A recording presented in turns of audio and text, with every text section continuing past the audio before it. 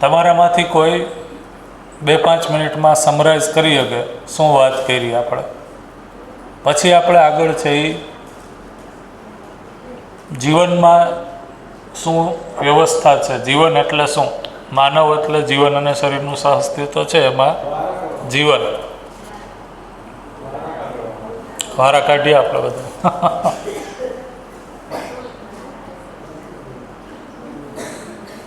કોણ કહેશે પહેલાં? સ્વેચ્છાએ કોણ કહેશે? હા બોલો બોલો બોલો.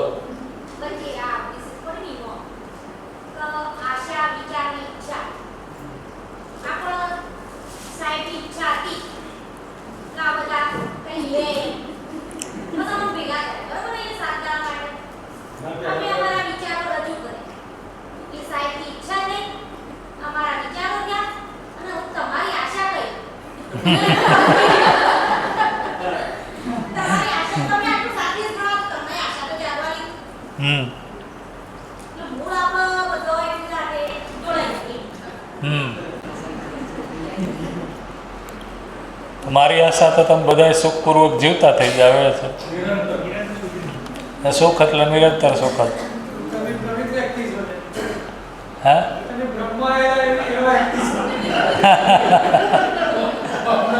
એ મારો ભ્રમ છે એમ કે આવું થઈ જાય.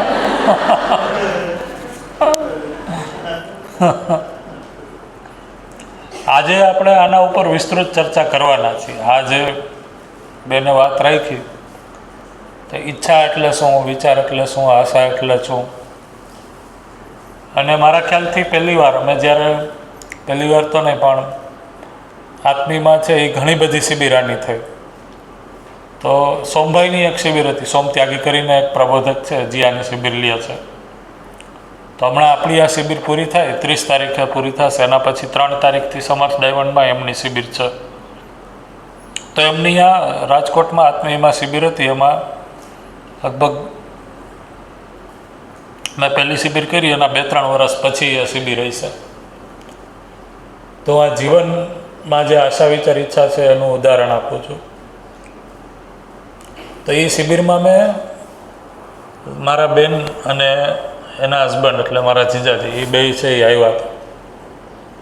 અને પહેલી વાર છે એને આ ટૉપિક 4-5મા દિવસે જ આ ટૉપિક છે એ 7 દિવસની શિબિર હોય એમાં આવતો એ સાંભળો. અને એ ટૉપિક એને સાંભળો એના પછી એ કે આ તો એક એની સ્થિતિ એવી હતી, એને શબ્દોમાં જે કીધી કે કરતા હતા અત્યાર સુધી જે પણ અંદર ચાલતું હતું એ તો ખબર હતી, પણ ખબર હતી એ એટલું સ્પષ્ટ ખબર નહોતી. ચિત્ર છે એ આટલું સ્પષ્ટ નહોતી. તો એ કે આ સમજ્યા પછી આ સ્પષ્ટ બ્લુ પ્રિન્ટ મળી ગઈ કે મારી અંદર શું ચાલે છે.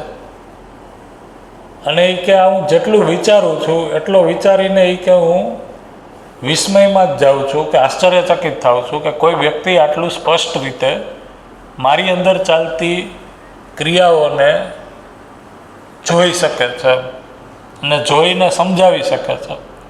સમજાવી શકે છે એ તો ઠીક, કે મને સમજાણું કે આમ જ ચાલે છે તો સામેવાળાને સમજાય છે. તો આજે જે આપણે આ ટૉપિક શીખવાના છીએ અને લગભગ જીવન ક્રિયામાં જીવન વિદ્યાની અંદર જે પણ કન્ટિન્યુઅસ સ્ટડીમાં આગળ વધે છે એના માટે જીવનની અંદર ચાલતી ક્રિયા એટલે જીવન ક્રિયા એ લગભગ છે એ સમજવા માટે સૌથી ગહન વિષય હોય છે. તો સાદા શબ્દોમાં આપણે કહીએ તો મારી અંદર ચાલતા અથવા તો હું શું છું એને કોમ્પ્યુટરની ભાષામાં, કોમ્પ્યુટરના ટીચર છે કોઈ અહીંયા આપણામાં? કોમ્પ્યુટરના છો તમે બે?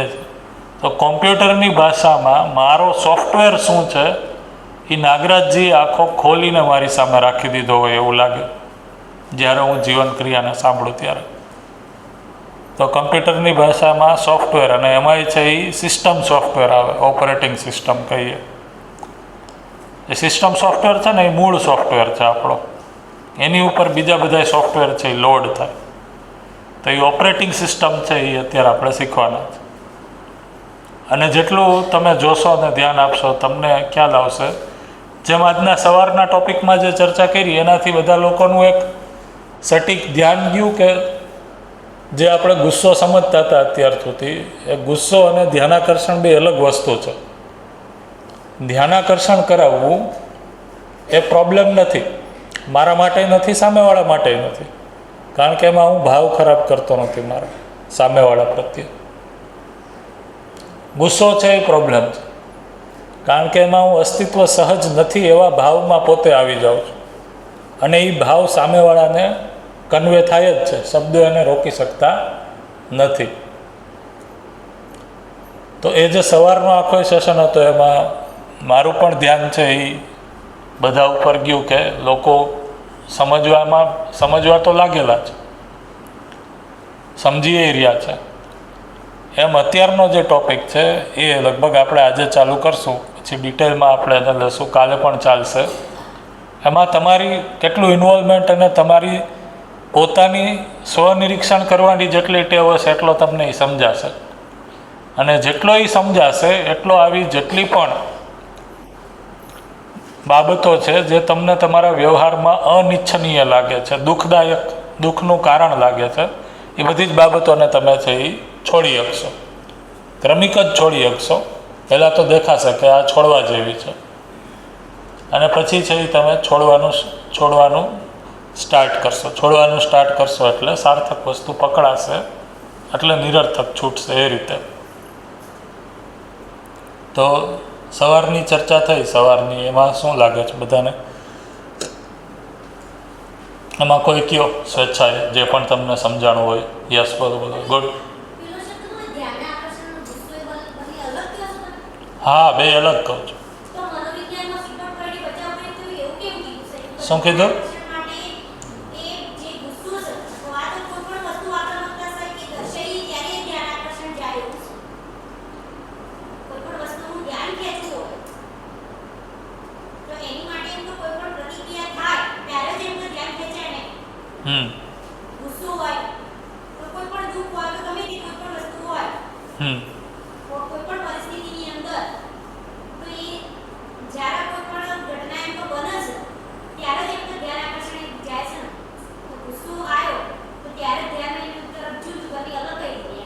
બે અલગ એ રીતના છે, મેં કીધું સવારે એ પ્રમાણે કે બે વસ્તુ છે. એક તો છે એ મારી અંદર સ્થિતિ છે, અને એ સ્થિતિને બહાર હું જ્યારે વ્યક્ત કરું છું ત્યારે ગતિ સ્વરૂપે એ બહાર વ્યક્ત થાય છે.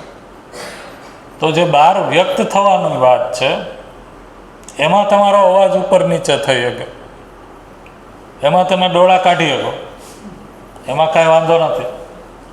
પણ એના મૂળમાં મારી અંદર જે સ્થિતિ છે એ સ્થિતિમાં હું વિરોધના ભાવ સાથે છું સામેવાળા પ્રત્યે. તો એ વિરોધનો ભાવ છે ત્યારે છે એ ગુસ્સો છે, એ ઘાતક છે મારા અને સામેવાળા બે માટે. કાં તો હું વ્યક્ત કરું તોય, અને વ્યક્ત કરીને દબાવી રાખું તો કોઈ સમયે તો નીકળે જ છે, એની ઇનર રિએક્શન કીધું તોય.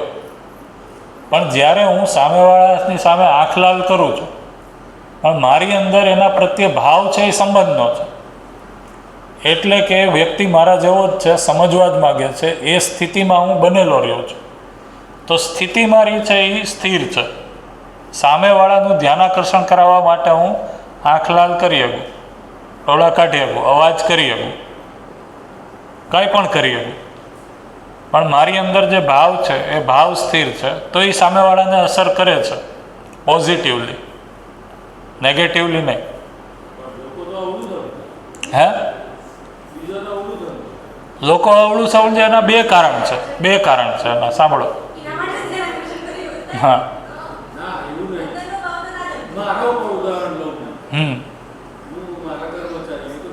રાઈટ. હા,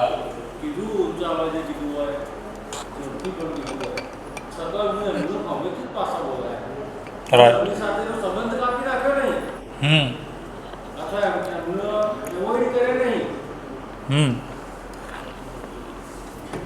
બરોબર છે. એટલે હું એ જ કહેતો હતો કે એમાં બે પોસિબિલિટી છે.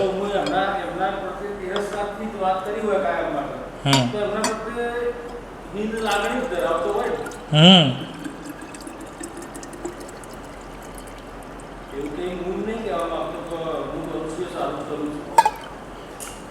બરોબર હમ જો જરૂર હશે સ્થાપના જેવું 10,000 વાળે તો ગુંફાઓ તો મારો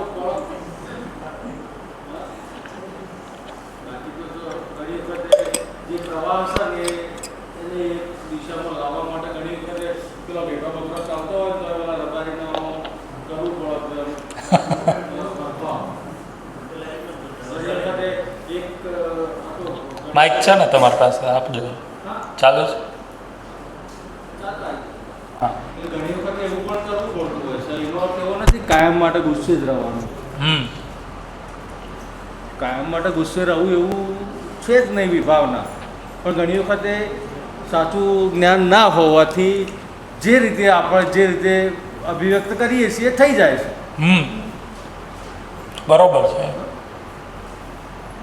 એટલે અત્યારે તો તમે કીધું એમ કે આપણા બે સાઈડ બે પક્ષ છે એ આપણી માત્ર એક મારી કક્ષાએ ગણીએ તો વિદ્યાર્થીઓ અને કર્મચારીઓ બંને માટે લાગુ પડે અને અમની કક્ષાએ ગણીએ તો એમના માટે વિદ્યાર્થીઓ માટે લાગુ પડશે એમને ઘણી વખતે ઓખ લાલ કરવી પણ પડશે પહેલાં પ્રેમથી થોડો વધારે પ્રેમથી પણ જો ના માનો તો ઘણી વખતે થોડી ઓખ લાલ પણ કરવી પડે અને એ ઓખ લાલ કરી છે એના હિત માટે કરી છે એ આપણને નળો છે આપણે એનાથી છૂટવા માગીએ છીએ એ ના હોય તો સારું એવો તો કોઈ ભાવ રાખવાનો નથી મગજમાં બરોબર હા એને તરછોડવાનું તો છે જ નહીં હું ઘણી વખત કહું છું મારા સ્ટાફ મિટિંગમાં કે વિદ્યાર્થીને લડીએ વળીએ પણ એને ઓખમાં નહીં ગાલવાનું એને કદી ઓખમાં નહીં ગાલવાનું એમ ઘણા ટીચર્સે વિદ્યાર્થીને બહાર કાઢ્યા હોય કોઈ લેસન ના લાવ્યું હોય ધમાલ કરતું હોય તો હું જોઉં તો તરત જ એમને કહું કે ભાઈ તમે ખોટું કરી રહ્યા છો તમારે જે એને શિક્ષાત્મક જે કરવું હોય કરો બાકી એને તમે શિક્ષણથી વિમુખ નહીં કરી શકતા એ તો તમે એનાથી છૂટવા માગો છો કે ના હોય સારું હું ભણાવું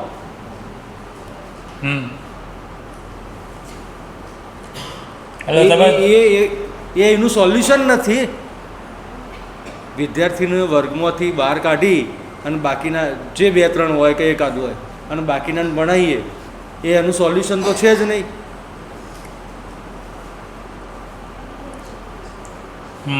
એ વાત આટલી વાત બરાબર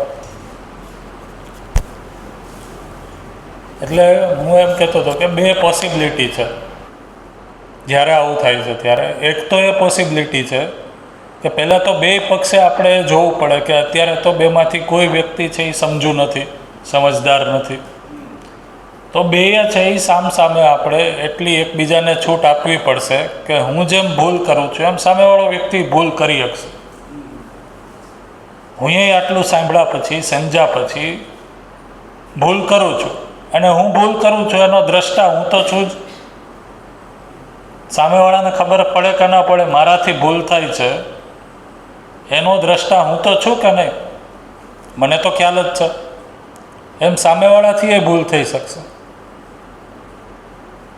તો બેયથી ભૂલ થઈ શકશે અત્યારની પરિસ્થિતિમાં પહેલાં તો એ ધ્યાન દઈએ પછી બીજું તો કે આપે જે કીધું એ પ્રમાણે કે ધારો કે હું કોઈ વ્યક્તિનું ધ્યાનાકર્ષણ કરાવું છું ધ્યાન દેવડાવું છું ત્યારે સામેવાળા વ્યક્તિને ગુસ્સો કર્યો છે એવું લાગે છે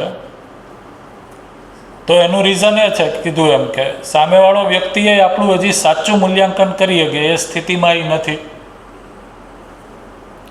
અને બની શકે કે એકચ્યુઅલમાં મને ગુસ્સો આવ્યો હોય 2 પોસિબિલિટી છે કારણ કે હું એ અભ્યાસમાં છું ને હજી હા હા હા વિભાવના બોધીને જ બેઠેલા હોય હા માન્યતા અને માન્યતા છોડવા તૈયાર નહીં પેલો ગમે તેમ કરે તો પણ રાઈટ ગમે તેટલી સારી રીતે કરશે તો પણ મગજમાં એવી વિભાવના બોધીને બેઠા છે કે તો ખોટો જ છે, રાઈટ. અથવા એ કહેશે એ કરવા યોગ્ય છે જ નહીં, હા, અથવા એ મને નુકસાન કરતા જ છે, આ મને આમ જ કરશે. હા, તો એ છૂટતી નહીં, એ છૂટતી નહીં કદી. એ બદલાય દુનિયામાં ઇમ્પોસિબલ શક્ય. 7 દિવસ બેસવું પડે, 7 દિવસ હોય બેસવું પડે, મગજ ઓક નાક કાન ખુલ્લું રાખી તો મેળવ સમજ. ધીમે ધીમે પણ સાહેબને કીધું ક્યાં સુધી ભગવાનને તો પેલા શિશુપાલનના કોણ અપરાધ જ માફ કરે, આપણે તો માફ કરી જ જવાના, પણ એ માફ કરવાની પ્રક્રિયા દરમિયાન ધીમે ધીમે એને ટ્રાન્સફોર્મેશન કરેલું. એટલે તમે જે કીધું ને પહેલાં તો તમે ઘણા 2-3 વાત આવી ગઈ, એટલે બધી વાતને આપણે વ્યવસ્થિત એડ્રેસ કરીએ. પહેલાં તો એ કે કોઈ સુધરવા તૈયાર જ નથી, સુધરી જ ન શકે અથવા માન્યતા બદલાય જ નહીં, એવું આપણે માનીએ છીએ ને. બરાબર, હજી આપણે એ જ સ્થિતિ ઉપર છીએ ને કે હજી કે આપણી માન્યતાઓ બદલાય નહીં. તો અહીંયા છે એ જ કહેવામાં આવે છે કે આપણી માન્યતાઓ છે. હા,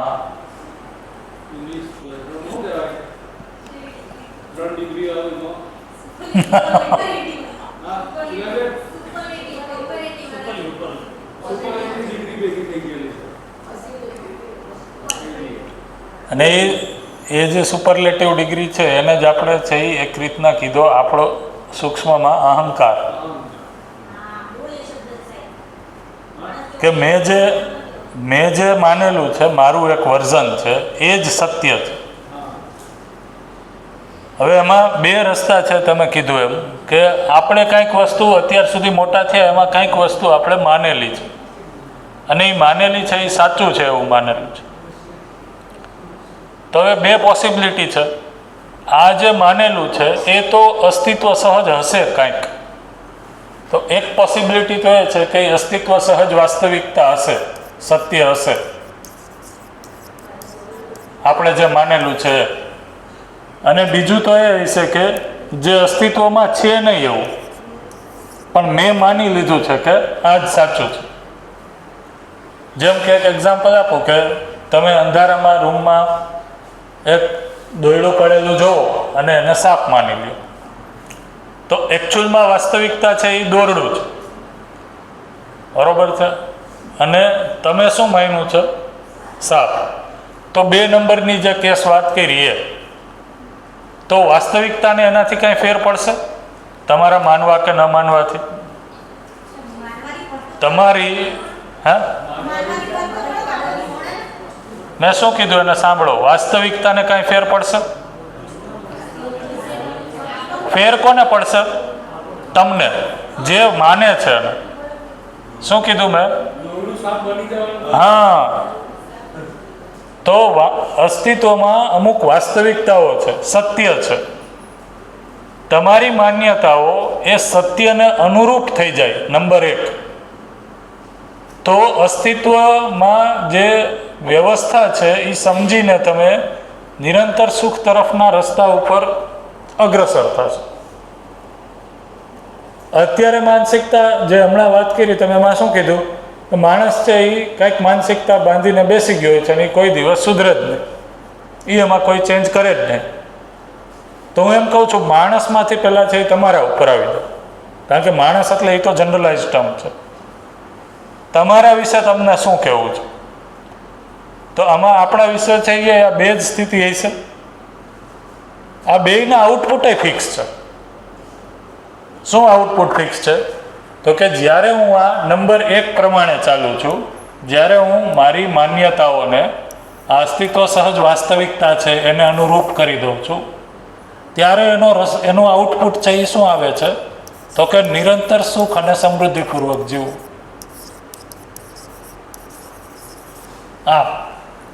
અને જ્યારે હું માનતો નથી વસ્તુને, કંઈક અન્ય માની લઉં છું, સહજ જે વાસ્તવિકતા છે એવી નથી માનતો, ત્યારે એનું આઉટપુટ ફિક્સ જ છે. શું છે? એ ફિક્સ છે. નિરંતર દુઃખ, અશાંતિ, અસંતોષ અને પીડા, ગરીબી, આ એ ફિક્સ છે. આમાં ફરીથી મેં કીધું એમ કે આ તમારી માન્યતા એક કે બેમાંથી ગમે એ છે, વાસ્તવિકતાને કાંઈ ફેર પડવાનો નથી. ફેર પડવાનો છે તમને, તમે શું માનો છો. વાસ્તવિકતા જેવી છે એવી ને એવી જ રહેવાની છે. જો તમે એને અનુરૂપ થઈને જીવશો, એને સમજીને જીવશો, તો એનું આઉટપુટ ફિક્સ છે. અને એને વિરોધમાં જઈને પણ જીવવા માટે તમને અવકાશ છે, કુદરતે એ છોડેલો જ છે. એને વિરોધમાં જઈને તમે જીવશો તોય આ ફિક્સ છે, દુઃખ. એટલે કુદરતે છે એ, પ્રકૃતિએ છે એ આપણને બે અવકાશ આપેલા છે. જેટલો એક વ્યક્તિને એક જ જીવનમાં સમજપૂર્વક આગળ વધી ઉન્નતાવકાશ છે, ઉપર ઉઠવાનો, ઉપર ઉઠીને જીવવાનો અવકાશ છે, એટલો જ અવનતાવકાશે છે, નીચે ઉતરીને એ જીવી શકશે. જોવાનું ખાલી એટલું જ છે કે બેમાંથી કઈ વસ્તુને હું પકડું છું, અને એના માટે કોઈને બાધ્ય ન કરી શકે. જ્યારે વ્યક્તિની પોતાની તૈયારી હશે અને સામે સંજોગ બીજો શું જોશે, સંયોગ, એક વ્યક્તિની તૈયારી અને સામે એ વસ્તુ જે વાસ્તવિકતા છે એને ઉદ્ઘાટિત કરીએ કે એવો વ્યક્તિ કન્ટેન્ટ સાથે, આ બે વસ્તુ હશે તો જ થશે. ખાલી કન્ટેન્ટ હશે, વ્યક્તિની તૈયારી જ નથી, તોય નહીં થાય. વ્યક્તિની તૈયારી છે, કન્ટેન્ટ આપવાવાળું કોઈ નથી, તોય નહીં થાય. તો બીજી સ્થિતિમાં છે એ વ્યક્તિની તૈયારી છે, પૂરેપૂરી તીવ્ર ઈચ્છા, અને વસ્તુ નથી, તો વ્યક્તિ છે એ તીવ્ર ઈચ્છાના વશ થઈને એ વસ્તુને ગોતવા માટે દોડશે. એને કીધું અનુસંધાન કરશે, શોધ કરશે, અને એ કન્ટેન્ટને ખોલશે, ઉદ્ઘાટિત કરશે. તો નાગરાજજીની હારે એવું જ થયું. નાગરાજજીના પ્રશ્ન હતા, એ પ્રશ્ન એને પ્રાણ પ્રશ્ન બની ગયા. એટલા માટે પરંપરામાં એનો જવાબ નહોતો, તો એ જવાબ શોધવા માટે નીકળ્યા, અને અસ્તિત્વ એને જવાબ આપી દીધો. એની યાત્રાની વાર્તા આપણે પછી ક્યારેક કરશું. તો જે કહેવાની વાત હતી, જે સિગમન્ડ ફ્રોઈડનું તમે એક્ઝામ્પલ આપ્યું, તો આપણે અત્યારે જે મનોવિજ્ઞાન ભણીએ છીએ, અને અત્યારે હું ઓપન કરી દઉં કારણ કે કીધું છે એટલા માટે. તો આ જે મનોવિજ્ઞાન છે, હા સાચી વાત છે, આ મનોવિજ્ઞાન છે એ પ્રાણીઓથી પ્રેરિત છે, એટલે કામોનમાંથી મનોવિજ્ઞાન છે. એટલે ફ્રોઈડ એમ કહે છે કે માણસનું હરેક કાર્ય છે એ કોઈને કોઈ કામ ઈચ્છાના કારણે જન્મ લે છે, એવું નથી. ત્યાં સુધી એને એક્ઝામ્પલ આપ્યું છે કે બાળક છે એની મા પાસેથી દૂધ પીવે છે, તો કોઈ કામ વાસનાને અનુરૂપ થઈને દૂધ પીવે છે, એવું નથી. પણ આ કામોનમાંથી મનોવિજ્ઞાન છે. પછી એવી જ રીતના આપણી પાસે જે અર્થશાસ્ત્ર છે અત્યારે, આ અર્થશાસ્ત્ર છે એ કેવું છે, લાભોન્માદી અર્થશાસ્ત્ર છે. તો લાભોન્માદી અર્થશાસ્ત્ર એટલે શું, તો કે કોઈ પણ ભોગે છે એ લાભ થાય તો મારી અર્થવ્યવસ્થા ઠીક છે. મેં કીધું લાભોન્માદી અર્થવ્યવસ્થા. શું કહો છો? કોને? હા હા, તો કોઈએ શીખવાડ્યું એનાથી બરોબર છે, તો કોઈએ શીખવાડ્યું એનાથી એ સાચું જ થઈ જશે એવું નથી. એ ચાલ્યા હતા ને આપણે ચાલીએ છીએ.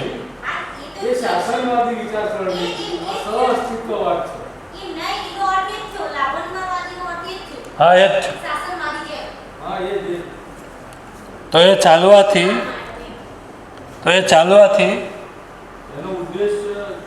માણસનો જે ગોલ હતો એ પૂરો નથી થયો.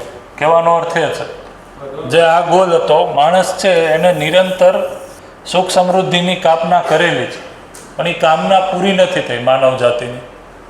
કોઈ એક વ્યક્તિ છે એ કદાચ થઈ ગયો હોય, પણ એની પરંપરા નથી બની. એજ્યુકેશન વિધિથી એને છે એ આપણે ડિલિવર નથી કરી શક્યા. તો મનોવિજ્ઞાન છે એ અત્યારે કામોન્માદી મનોવિજ્ઞાન છે, અર્થશાસ્ત્ર છે એ લાભોન્માદી અર્થશાસ્ત્ર છે, અને ત્રીજું શું આવશે મિત્રો? સમાજશાસ્ત્ર. કેવું આવશે? સમાજશાસ્ત્ર કેવું છે?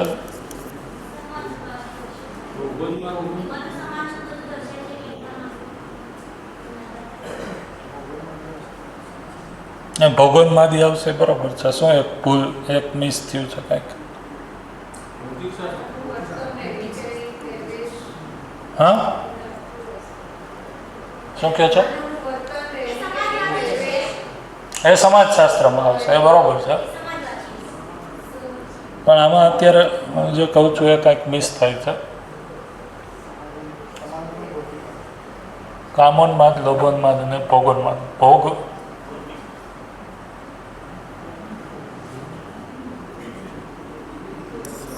સમાજશાસ્ત્ર નથી, બીજું કંઈક છે. હા, ના, તર્કશાસ્ત્ર નથી. શાસ્ત્ર ઘણા આવી ગયા, એ સાચી વાત છે તમારી. તો લાભોન્માદ. બીજું એક છે એ ભોગોન્માદ આવે છે.